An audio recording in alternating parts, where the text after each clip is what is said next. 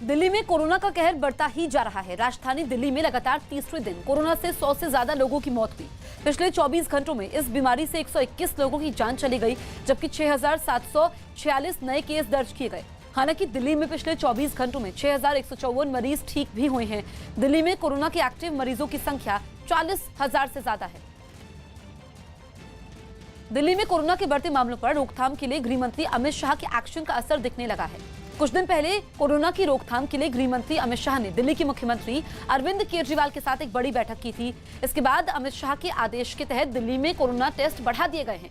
साथ ही दिल्ली में कोरोना मरीजों के लिए डीआरडीओ की मदद से तैयार अस्पताल में वेंटिलेटर के लिए 250 बेड का सामान पहुंच चुका है। यही नहीं, बैठक में लिए गए फैसले के तहत दिल्ली में कोरोना का अब तक का सबसे बड़ा सर्वे किया जा रहा है और अब तक करीब 4 लाख लोगों का सर्वे पूरा भी हो चुका है। इसके साथ ही एम्स में 207 जूनियर डॉक्टरों की भर्ती प्रक्रिया पूरी हो चुकी है। कोरोना के बढ़ते मामलों की रोकथाम के लिए दिल्ली सरकार के आदेश के बाद एनडीएमसी की टीम भी बाजारों में उतर आई है। एनडीएमसी की टीम ने सरोजनी नगर मार्केट से रेहड़ी पटरी वालों को हटाने में जुटी। सरोजनी नगर में भीड़ जुटने की वजह से वहां सोशल डिस्टेंसिंग की अनदेखी हो रही थी, जिसकी वजह से एनडीएमसी को ये कार्रवाई करनी पड़ी। इस बीच वहां जुटे रेहड़ी पटरी वालों को हटा दिया गया, जिससे भीड़ को काबू में किया जा सके। रूस से रोंगटे खड़े करने वाला एक वीडियो सामने आया, जिसमें एक आदमी छत से टूटकर गिरे हिस्से के नीचे दबने से बाल बाल बच गए। वीडियो में वो आदमी 100 फीट ऊंची इमारत के नीचे खड़े होकर अपनी कार पर जमी बर्फ को साफ करता दिखाई दिया। तभी उस इमारत की छत का एक बड़ा हिस्सा अचानक टूटकर नीचे खड़ी उसकी कार पर गिर गया। व्लादिवोस्तोक शहर से आए इस वीडियो में साफ दिखा कि अगर वो आदमी एक कदम भी पीछे रहता तो कार के साथ वो भी उसके नीचे दब जाता, जिससे उसकी मौत तय थी। लेकिन छत के उस हिस्से के गिरने से पहले बर्फ के कुछ टुकड़े जमीन पर गिरे, जिससे उसका ध्यान ऊपर की ओर गया और फिर वो खतरे को भांपकर अपनी कार से दूर भाग गया। छत का वो हिस्सा इतना भारी था कि उसके गिरने से कार के 2 टुकड़े हो गए। इस हादसे को देखकर आसपास के लोग खौफ से भर गए। मध्य प्रदेश के इंदौर में प्रशासन की टीम ने अपराधियों पर सख्ती बढ़ाते हुए उनके मकान गिरा दिए। बताया गया कि ये मकान अवैध तरीके से बनाए गए थे, जिसको गिराने के लिए प्रशासन की टीम भारी पुलिस बल के साथ पहुंची और जमीन खोदने वाली मशीन से मकान को तोड़ना शुरू कर दिया। संकरी गलियों में काफी मुश्किल से मशीन को ले जाया गया और थोड़ी देर तक कोशिश करने के बाद मकान के कई हिस्से तोड़ दिए। कुछ हिस्सों को तोड़ने के लिए मजदूरों को भी लगाया गया। 4 अपराधियों के अवैध निर्माण पर कार्रवाई है। इससे पहले मकान में रहने वाले लोगों को भी इस कार्रवाई की जानकारी दी गई, जिसके बाद कुछ लोग मकान के अंदर रखा सामान बाहर निकालते हुए नजर आए। इस कार्रवाई के समय कुछ लोग खफा भी हो गए और तोड़फोड़ में जुटे कर्मचारियों से हाथापाई की कोशिश भी की, लेकिन वहां मौजूद पुलिस वालों ने इन लोगों को हटा दिया। इस बीच वहां काफी भीड़ इकट्ठा हो गई, जिसकी वजह से तोड़फोड़ की कार्रवाई में जुटे कर्मचारियों को काफी मुश्किल हुई। जनरल जिया ने पाकिस्तान पर हुकूमत करते हुए आतंकवादियों की एक ऐसी जमात खड़ी की जो आज खुद पाकिस्तान के लिए मुसीबतों का सबब बन चुकी है। मुल्ला, मिलिट्री और मिलिटेंट, ये वो 3 किरदार हैं जो आज की तारीख में पाकिस्तान में सबसे ज्यादा अहमियत रखते हैं और आज पाकिस्तान इन्हीं 3 किरदारों को अपना हथियार बनाकर उनका इस्तेमाल पूरी दुनिया के खिलाफ कर रहा है। दरअसल एक रिपोर्ट में यह दावा किया गया है कि पाकिस्तान में आतंक की कई नर्सरी धड़ल्ले से चल रही हैं और इनमें से एक दारुल उलूम हक्कानिया तो यूनिवर्सिटी ऑफ जिहाद बन चुकी है।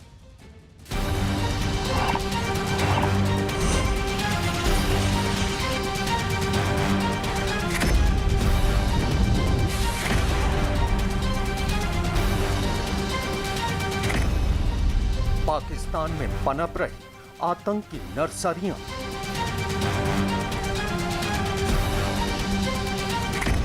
दारुल उलूम हक्कानिया बना यूनिवर्सिटी ऑफ जिहाद। आतंकी सरगनाओं को पाकिस्तानी सरकार का समर्थन।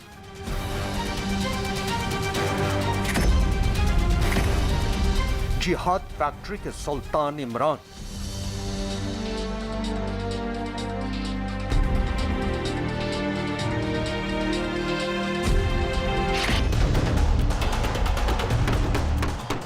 पाकिस्तान की सरजमी पर धड़ल्ले से आतंकी नर्सरियां पनप रही हैं। पाकिस्तान आतंकी संगठनों और सरगनाओं का सरपरस्त मुल्क है।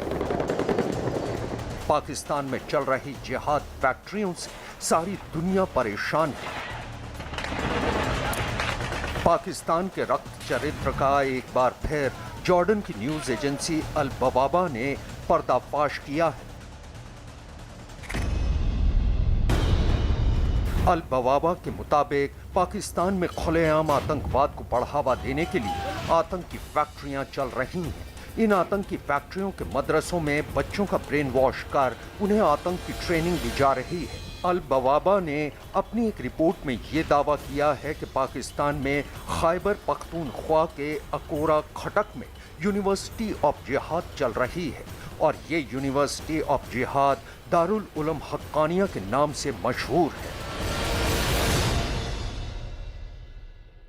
काफ़ी समय से यहाँ पे जिहादी लड़कों को ट्रेनिंग दी जाती है, पढ़ाया जाता है इन मदरसों में, फिर उसके बाद उनको जिहाद में भेजा की तरफ रुजू किया जाता है उनका। ये सिलसिला अफगान वार के वक़्त से चल रहा है, जब रशियन ऑक्यूपेशन था उसके वक़्त से। हक्कानिया नेटवर्क जो है वो पाकिस्तान की देवबंद तहरीक से जुड़ा हुआ है और बहुत ही एक्सट्रीमिस्ट सुन्नी आइडियोलॉजी में उनका विश्वास है। पाकिस्तान के खैबर पख्तूनवा में चलने वाली दारुल उलूम हक्कानिया पूरी दुनिया में आतंकवाद की यूनिवर्सिटी के तौर पे विख्यात है।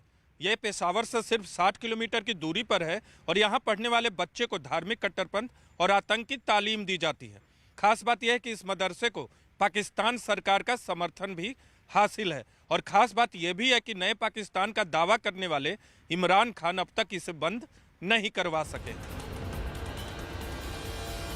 अल बवाबा की रिपोर्ट में ये हकीकत दर्ज है कि पाकिस्तान में खैबर पख्तूनख्वा से चलने वाली जिहाद यूनिवर्सिटी यानी दारुल उलूम हक्कानिया का पाकिस्तान की हर राजनीतिक पार्टी से गहरा रिश्ता है। इसके अलावा दुनिया के आतंकी संगठनों के कई बड़े सरगना और टॉप कमांडर के साथ साथ कई आत्मघाती हमलावर भी इस मदरसे से जुड़े रहे हैं। इसमें वो तालिबानी आत्मघाती हमलावर भी शामिल है जिसने पाकिस्तान की पूर्व प्रधानमंत्री बेनज़ीर भुट्टो पर जानलेवा हमला कर उनकी हत्या कर दी थी। आज की तारीख में दारुल उलूम हक्कानिया में 4000 से ज़्यादा बच्चे पढ़ रहे हैं, जिनमें कई पाकिस्तानी और अफगान शरणार्थी भी हैं। नवंबर 2020 की शुरुआत में हक्कानिया मदरसे के नेताओं ने तालिबानी उग्रवादियों का समर्थन करते हुए एक वीडियो भी ऑनलाइन पोस्ट किया था, जिस पर अफगानिस्तान सरकार ने कड़ा एतराज़ भी जताया था। अफगानिस्तान के राष्ट्रपति अशरफ गनी के प्रवक्ता सादिक सिद्दीकी के मुताबिक पाकिस्तान में पनपने वाले कट्टरपंथ संगठन ही जिहाद के नाम पर मुस्लिम नौजवानों को बरगला रहे हैं और उन्हें आतंक की दलदल में धकेलने का काम कर रहे हैं। पाकिस्तान के पड़ोसी देश आतंकवाद को बढ़ावा देने के मुद्दे पर पाकिस्तान को कई बार फटकार लगा चुके हैं। पाकिस्तान अपनी इन्हीं हरकतों की वजह से 2018 के बाद से अब तक FATF की ग्रे लिस्ट से बाहर नहीं निकल पाया है। इस बार भी पाक को FATF ने अपने ग्रे लिस्ट में बरकरार रखा है। हैरानी की बात यह है कि इसके बावजूद पाकिस्तान सुधरने का नाम नहीं ले रहा है। हाल ही में पाकिस्तान के प्रधानमंत्री इमरान खान अपनी पहली अफगानिस्तान यात्रा पर गए थे, लेकिन उन्हें वहां पर अच्छी खासी शर्मिंदगी झेलनी पड़ी थी। अफगानिस्तान पहुंचने के बाद इमरान खान को अच्छा खासा विरोध प्रदर्शन का सामना करना पड़ा था। दरअसल इमरान खान ऐसे वक्त पर अफगानिस्तान के दौरे पर गए जब अफगान सरकार और तालिबान के बीच चल रही शांति वार्ता के बावजूद वहां हिंसा जारी है। ऐसे में इमरान के अफगानिस्तान पहुंचने पर उनके खिलाफ विरोध प्रदर्शन शुरू हो गया। अफगानिस्तान के लोगों के मुताबिक पाकिस्तान अफगानिस्तान को अस्थिर करने के लिए वहां मौजूद आतंकी संगठनों को समर्थन दे रहा है। वैसे भी पाकिस्तान के प्रधानमंत्री इमरान के तालिबानी आतंकियों को खुला समर्थन देने की वजह से उन्हें इमरान तालिबान खान भी कहा जाता है। हाल ही में यूरोपीय think tank European foundation for south Asian studies की एक रिपोर्ट में भी ये कहा गया था कि पाकिस्तान अफगानिस्तान में चल रही तालिबानी हिंसा को खत्म करने के बजाय उसे और भड़काने का काम कर रहा है। सेना का एक तरफ तो इमरान खान की सरकार से घनिष्ठ संबंध है और वो सेना की मदद से सत्ता भी उनको मिली है, और दूसरी तरफ ये है कि वो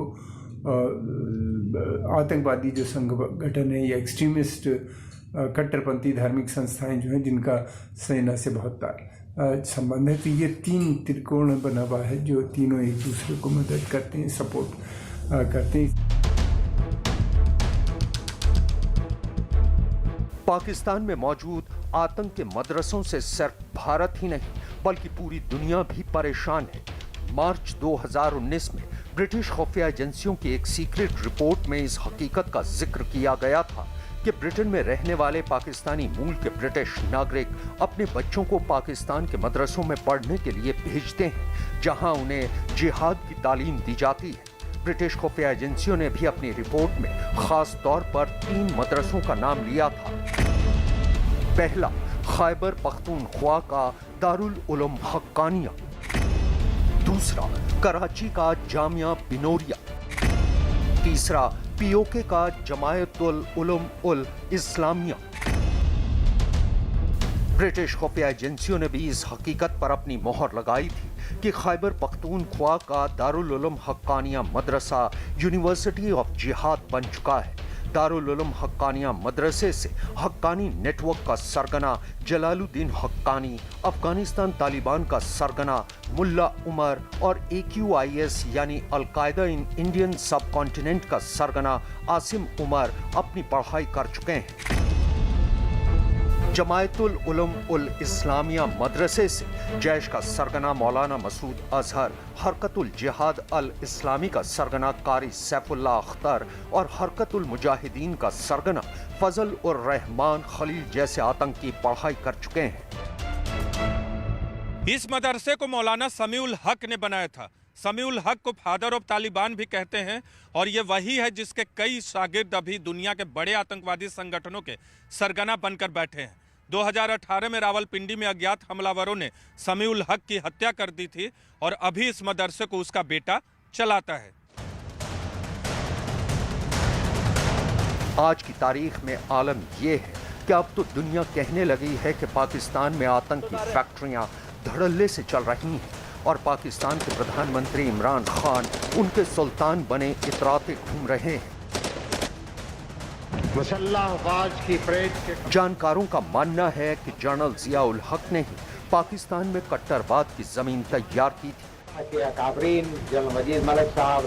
उनके 10 साल के राज के दौरान पाकिस्तान समेत पूरी दुनिया ने पाकिस्तान की सरजमीन पर आतंकी तंजीमों और इदारों को पनपते हुए देखा। इसके बाद पाकिस्तान में आतंक के खूनी कारोबार का सिलसिला जो एक बार शुरू हुआ वो आज तक बदस्तूर कायम है। पाकिस्तान की सेना और उसकी खुफिया एजेंसी ISI ने पाकिस्तान में सिर्फ हाफिज सईद, मसूद अजहर और सैयद सलाहुद्दीन सरीखे आतंक के आकाओं की ही मदद नहीं की, बल्कि हरकतुल अंसार, हरकतुल मुजाहिदीन, अल बद्र जैसे आतंकी इदारों को न सिर्फ खड़ा किया बल्कि उनके आतंकियों को ट्रेनिंग, हथियार और पैसा भी मुहैया करवाया। इसके अलावा पाकिस्तान ने अफगानिस्तान में तालिबान और हक्कानी नेटवर्क के आतंकियों की फौज खड़ी की तो अल-कायदा के सरगना उसामा बिन लादेन को सालों तक अपने यहां छिपा कर रखा था।